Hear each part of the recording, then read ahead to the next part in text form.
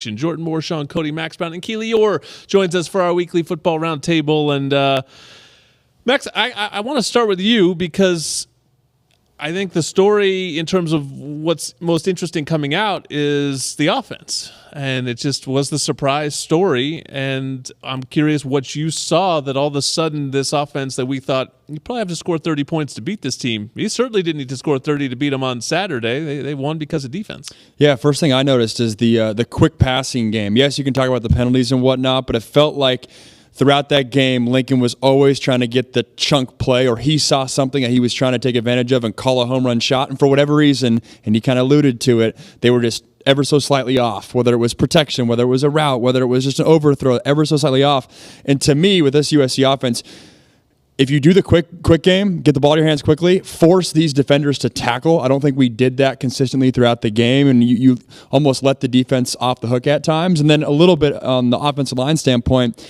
Oregon State mixed things up, and it looked like they were blitzing, but technically they're only bringing 4 guys, yet they were still able to get pressure. And so credit them for the scheme, but you could sense for Lincoln, I'm sure there's a lot of plays on that film that are so close, whether a block here, a stem in your route there, or overthrow here that ultimately made a difference. Keely, you were down there on the field. What did you sense from Caleb? Did you feel like he was fighting it? Did you feel like he was just sort of searching for answers down there? What did you see? It was an off night for him. I think that was clear, and you could see on the field he was missing guys by a significant margin. His accuracy just wasn't there, and I think Lincoln, obviously knowing Caleb, tried to get him more comfortable as the game went on, even though Travis Dye was having success.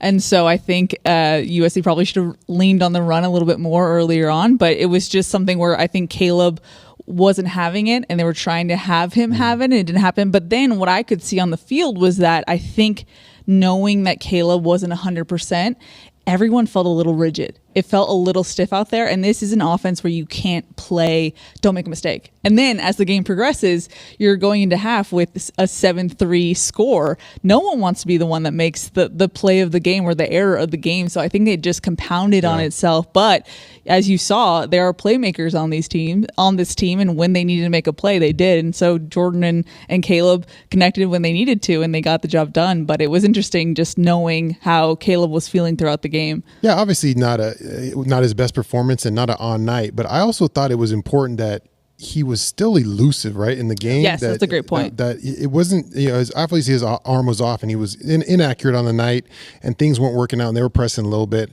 but he still remained elusive throughout the game, and I think that kept the Trojans in it because there was a lot of negative sacks he could have taken. There was a lot of plays where if he didn't get out of that play, they would have been in big trouble. So even though on an off night he finds it at the end, but you can still see the magic he can make happen when just getting away from guys. There is something a mobile quarterback can turn to, and it was interesting watching the Sunday Night Football game last night, which was abysmal, the Broncos and the Niners, but it was a similar thing. Everyone was just sort of waiting for Russ to do something, and then all of a sudden Russ looked up and said, all I need to do is score one touchdown, one touchdown drive, and all of a sudden old Russ came back out and was like, I'm just going to keep every play alive. And I think Caleb sort of turned to that. It was like, I'm just not in rhythm. What I know I can do is use my feet and let's just grind this thing down the field. Yeah, it was cool to see him do that too, because I think some of those sacks look like they were for sure sacks. Like this guy is on top of him and he spin out and make 2 or 3 or whatever it was. But those are big plays to me, because then defensively you feel a certain way when you get a sack or you get a negative play. When a quarterback's able to do that, it kind of hurts you a little bit, right? It's like, oh man, we had him. It makes you feel a different way. So I think those are big plays in the game. And when that's his floor and it's still turnover free, that's a great sign. Not even close to a turnover again. Yeah, exactly. A couple of batted balls around, but again, not forcing it into traffic at any point. To your point, Shaun, I think that's a storyline we have to watch, though, going forward, because Justin Dedich wasn't 100%. He had like a little contraption where I think they were trying to stabilize his hamstring. And then Bobby Hoskins played, still wasn't 100%. I thought we would see more of Cortland Ford. We didn't see any of Cortland Ford. Yep. He was dressed out, went through warm-ups. He was with the second team, though, so that kind of gave a tip to, okay, he's not going to be 100%. So something to just watch is the health of the O-line, and, does that affect Caleb a little bit where he is a little jumpy? But like you mentioned, Shaun, his escapability was key for the night. How about Travis Dye, guys? I did every week just more and more impressed with what he's doing, what he can do, his fight, he was hurting out there. You could tell he was hurting, but he was going back in the game and running plays and just getting banged around. And just his fight, I thought, really helped spark the team. Like, all right, this guy's going to war. I'm sure everyone in that huddle was like, all right, Travis Dye is going to war. I'm going to play. And my thought, too, is all of a sudden, as much as it was an escape and an ugly win, whatever you want to call it, does the ceiling of the team maybe actually go up from it if you really still believe in this offense and think it was just an off night? Now, all of a sudden, you can also win a game with your defense. That's different than the conversations we were having last week were, can the defense be just good enough to survive it and just let the offense carry the day? Man, we saw some things defensively that against one of the better offenses in the league that made you think there's more to it on that side of the ball. No, we talked about it in this segment last week. Can the defense be the game winner? And they were on Saturday. Yep. So now I think, Jordan, to your point, you do look at, higher expectations for this team. One final segment of Trojans Live on a Monday night. Another victory Monday for the Trojans, now 4-0. Jordan Moore, Shaun Cody, Browne and Keely Eure taking you home. The over-under is presented by Pechanga Resort Casino, proud partner of USC Athletics. I kept it real simple this week. This is a pure over-under. That's what you said last time, Jordan. Yeah, well, this time I'm not lying.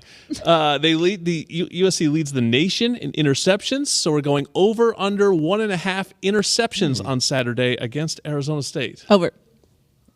Over. Over.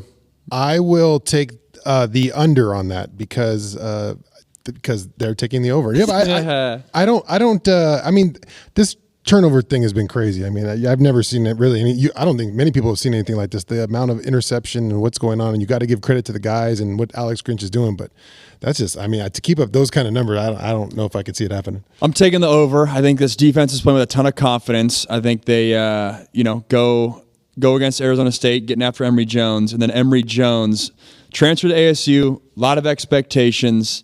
When you're in that spot and you haven't played to the level you think, sometimes you can start pressing, start forcing things. I don't think Arizona State has a mismatch out wide for USC, so I think we'd take advantage.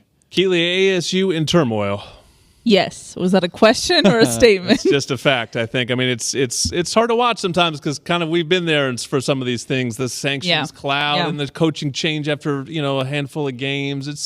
You sort of don't wish it upon anybody, even the Sun Devils. Yeah, no, for sure. I mean, but if you want to be like super USC focused here, it's a good game for this offense to get back into it and find a groove before facing Washington State. Exactly. Yeah, and there's some Washington State looked really good against Oregon, and we know what Utah is, but can't look past anyone. Emory Jones is a talented quarterback, as Max talked about him, and it'll be an interesting one on Saturday night. Trojans Live is a production of USC Sports Properties and Playfly Sports. Our executive producer is Drew DeHart. Producers Rick Cutler. Engineer tonight was Wayman Porter. Production assistance by Gia Lares. Thanks, everyone, for watching the show. You can catch us on YouTube, right here on Twitter, and also on KBC 790, your radio home of the USC Trojans. For my co-hosts, I'm Jordan Moore. Good night, everyone. Fight on.